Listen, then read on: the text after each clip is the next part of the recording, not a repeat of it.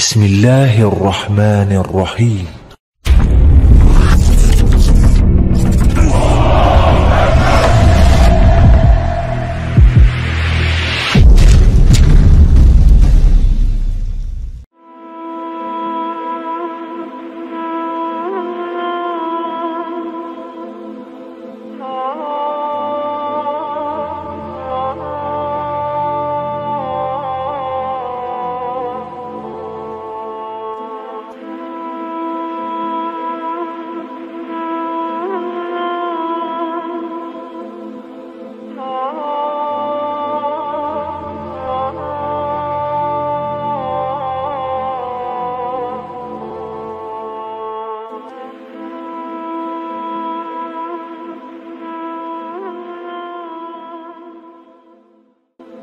Bismillahirrahmanirrahim. Assalamualaikum warahmatullahi wabarakatuh. Pada kesempatan kali ini saya akan menyampaikan sejarah mengenai suku Germanik, yang mana suku Germanik ini pernah mendominasi wilayah Eropa. Tujuan saya menyampaikan sejarah ini tidak lain adalah untuk menambah wawasan kita semua, agar kita dapat mengetahui hal-hal yang berkaitan mengenai suku Germanik. Nah, bagaimana sejarahnya? Marilah kita simak penjelasan berikut ini. Sejarah Eropa kuno biasanya diawali oleh cerita-cerita dari Pulau Kreta, yang kemudian diikuti oleh kebudayaan Yunani dan Romawi. Kerajaan-kerajaan ini mencapai puncak kejayaannya beberapa abad sebelum Masehi dan menjadi kebanggaan orang-orang Barat hingga hari ini. Semua kerajaan ini terletak di sekitar Laut Tengah atau Laut Mediterania. Namun, sebenarnya orang Barat bukan hanya orang yang berasal dari daerah ini. Ada orang-orang Eropa yang berada di bagian utara dan barat, yang merupakan nenek moyang bangsa Eropa saat ini. Sebagian bangsa yang mendiami banyak daratan Eropa hingga abad pertengahan merupakan suku-suku barbar dan nomaden, dan mereka merupakan keturunan ras Arya dan telah datang ke daratan Eropa ribuan tahun yang lalu. Setelah tersebar ke seluruh daratan Eropa dan menyesuaikan dengan keadaan lingkungan mereka kemudian memulai mengembangkan bahasa dan kebudayaan mereka sendiri-sendiri. Salah satu teori menjelaskan bahwa orang-orang Arya pada awalnya berasal dari India dan menemukan jalan mereka ke Eropa. Banyak dari mereka pergi terus ke utara dan menetap di sana sebagai pelaut. Orang-orang ini menempati daerah Skandinavia dan Laut Baltik. Mereka ini disebut sebagai Viking. Selain pandai berburu, orang-orang ini merupakan pelaut yang handal dan pemberani. Pelayaran mereka telah membawa mereka sampai ke benua Amerika jauh sebelum Columbus mencapai sana berabad-abad kemudian. Orang-orang Arya ini kemudian menyebar ke seluruh penjuru Eropa dan terus berjalan ke selatan mencari daerah jajahan baru sebagai tempat kehidupan yang lebih layak.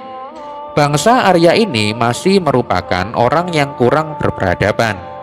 Mereka adalah kumpulan orang barbar yang gemar berperang dan percaya pada banyak hal-hal mistik. Mereka adalah para petarung yang kuat. Orang-orang ini berbadan besar dan menyukai tantangan. Sejarah persebaran mereka ke seluruh penjuru Eropa adalah kisah tentang kepahlawanan dan menjadi epik heroik yang diceritakan lisan anak cucu mereka secara turun-temurun hingga saat ini. Nah, pasca runtuhnya kebudayaan maju bangsa Yunani, berbagai kerajaan di Eropa mencapai puncak kejayaannya. Misalnya adalah bangsa Masedonia. Di bawah pimpinan Alexander, Masedonia telah menjadi salah satu buah bibir yang paling agung, yaitu dalam sejarah barat pasca Yunani. Namun tidak ada yang melebihi kebesaran bangsa Romawi setelah itu, di mana Romawi mendirikan kekaisaran yang sangat besar dan menjadi penguasa tunggal Eropa selama lebih dari 8 abad. Kemudian pada abad ke-5 Masehi, Kekaisaran Romawi mulai limbung dan kehilangan kekuatan. Di mana ketika itu orang-orang barbar dari berbagai suku mulai merongrong kekuasaan Romawi dan menancapkan pengaruh mereka. Orang-orang barbar yang kurang berperadaban ini mulai menghancurkan tatanan birokrasi dan kebudayaan tinggi orang Romawi. Dan mereka telah menenggelamkan Eropa pada zaman kekacauan dan kehancuran. Setelah itu, kisah orang barat hanyalah kisah yang jarang tercatat di dalam sejarah. Masa yang dikenal sebagai zaman kegelapan. Zaman ini merupakan kemunduran orang barat hingga terjadinya Renaissance di akhir abad pertengahan, di mana orang-orang Arya di Eropa yang berkelana menyebar di seluruh kekuasaan Romawi. Dan ini dikenal juga sebagai bangsa Jerman. Jerman ini di sini tidak hanya meliputi orang-orang yang mendiami wilayah negara Jerman hari ini, tetapi juga meliputi suku-suku lain yang berasal dari nenek moyang Arya yang sama. Beberapa suku bangsa Jerman yang besar dan berpengaruh dalam sejarah Eropa di zaman kegelapan di antaranya adalah Frank, Saxon, Vandal, dan orang-orang Goth, yakni Visigoth dan Ostrogoth.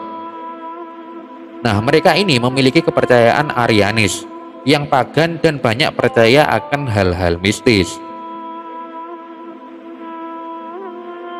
Nah, orang-orang Frank adalah salah satu suku Jerman yang paling berpengaruh dalam sejarah Eropa, di mana mereka ini mendiami wilayah Galia di sekitar Prancis dan menjalin hubungan dengan intens dengan orang-orang Romawi yang lebih berperadaban.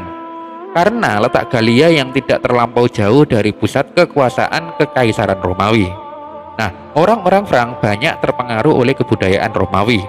Perlahan tapi pasti mereka menyesuaikan diri dengan kebudayaan Romawi dan mulai membangun peradaban yang lebih stabil. Kerajaan orang Frank berkembang dengan lambat tapi pasti, di mana mereka ini memiliki peradaban yang lebih stabil dibandingkan dengan suku-suku Jerman yang lainnya. Sebagian mereka tetap bertahan hingga saat ini dan menjadi mayoritas orang barat di negara-negara sekitar Galia yang saat ini dikenal menjadi negara Perancis, Belgia, dan Jerman. Kemudian yang selanjutnya adalah orang-orang Saxon. Berbeda dengan suku Jerman yang lain, orang Saxon lebih memilih untuk pergi ke sebuah tempat yang lebih terpencil. Mereka bermaksud menguasai pulau yang jauh dari Kekaisaran Romawi dan wilayah Romawi yang tidak terlalu diawasi karena letaknya di seberang lautan. Nah, orang Saxon ini mendatangi daerah Briton atau Inggris saat ini, dan mereka menjajah penduduk asli setempat dan menjarah tanah dan harta benda orang-orang Briton. Bersama dengan orang Anglia, Saxon menancapkan pengaruh yang kuat pada daerah jajahannya tersebut. Nah, orang-orang Briton asli bukannya tidak melawan kedatangan orang Anglo-Saxon itu, namun mereka tidaklah cukup kuat untuk menahan gempuran suku barbar itu. Salah satu perlawanan paling hebat dan paling heroik orang Briton saat menahan gempuran orang-orang Saxon adalah perlawanan yang dipimpin oleh raja mereka yang masyhur, yakni Raja Arthur bersama para ksatria meja bundarnya. Meskipun sempat memberikan perlawanan yang kuat, pada akhirnya daratan Briton berhasil takluk oleh orang-orang Saxon dan Anglia. Setelah itu, orang-orang Anglia ini menamakan daerah ini sebagai daratan orang Anglia dan diberi nama Anglialand atau England. Nah, kemudian yang selanjutnya adalah Visigoth. Orang-orang Visigoth pada awalnya menempati wilayah Balkan karena letaknya yang dekat dengan pusat Kekaisaran Romawi. Visigoth ini sering menjadi sekutu kekaisaran dalam menumpas pemberontakan. Namun, kekaisaran juga sangat menaruh curiga pada orang Goth karena kedekatannya dianggap dapat menjadi ancaman. Kemudian pada awal abad ke-5, orang-orang Visigoth memilih seorang raja untuk memimpin mereka yang bernama Alaric. Awalnya, Alaric adalah sekutu Romawi dan mencoba untuk mencari muka di hadapan kaisar untuk mendapatkan tanah di daerah Italia.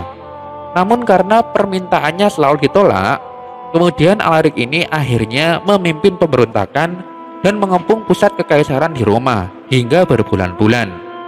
Keadaan ini membuat orang-orang Roma kelaparan dan terpaksa memberi jalan bagi Alaric dan orang-orang Visigoth untuk masuk ke kota Roma. Orang-orang Visigoth yang barbar itu masuk dan menjara kota Roma, Pusat peradaban Kekaisaran Roma itu pun jadi bahan carahan orang-orang tidak beradab, sehingga masa ini menjadi salah satu masa paling kelam dalam sejarah Romawi. Dan kejadian itu berlangsung pada sekitar tahun 410 Masehi. Nah, kemudian yang selanjutnya adalah orang-orang Vandal. Orang Vandal tidak melihat kesempatan untuk menempati daerah Galia yang telah dihuni dan dikuasai oleh orang Romawi dan orang Goth. Mereka lebih memilih untuk pergi ke daerah kekuasaan Romawi yang kaya, yaitu di Afrika Utara. Daerah di kawasan ini merupakan daerah yang subur dan menjadi pensuplai gandum bagi orang-orang Romawi. Di bawah pimpinan Gaiseric, orang Vandal yang barbar ini dengan cepat menguasai Afrika Utara dan menguasai kekayaan alamnya. Meskipun begitu, seperti semua suku Jerman yang lainnya, karena lebih bodoh, mereka tetap memperkerjakan orang-orang Romawi untuk mengurus masalah birokrasi. Nah, kemudian yang selanjutnya adalah orang-orang Ostrogoth. Kekaisaran Romawi sejak abad ketiga Masehi memiliki dua pusat. Selain Kekaisaran Romawi Barat di Roma, terdapat pula Kekaisaran Romawi Timur yang berpusat di Konstantinopel, yang saat ini dikenal sebagai Istanbul. Kaisar Zeno di Konstantinopel tidak suka melihat kekaisaran leluhurnya di Italia dikuasai oleh orang-orang Jerman. Melihat hal ini, ia merasa harus mengirim pasukan ke sana untuk membebaskan Romawi Barat dari cengkraman orang-orang Jerman yang barbar itu dan menguasainya sebagai kekuasaan Romawi Timur.